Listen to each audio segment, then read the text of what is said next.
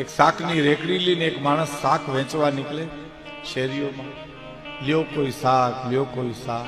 આ ચિત્ર તો હું તમે રોજ જોઈ છે. એમાં એક જણો ખોટો સિક્કો લઈને શાક લેવા ગયો.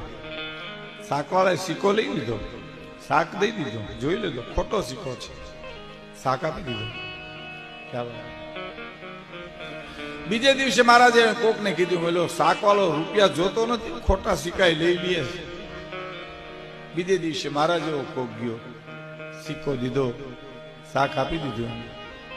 ત્રીજી કોક બીજું, સાહેબ મેં સાંભળ્યું છે આખી જિંદગી માણસ મજૂરી કરી અને શાકની રેકડી ફેરવતો હતો અને દુનિયાના માણસ ખોટા સિક્કા લઈને શાક લેવા આવે તો દઈ દેતો હતો, પણ એનું જયારે મૃત્યુ નજીક આવ્યું, એની જયારે સંધ્યા ઢળતી દેખાણી, ત્યારે એને માની પ્રાર્થના કરી, હે મા અંબા, હે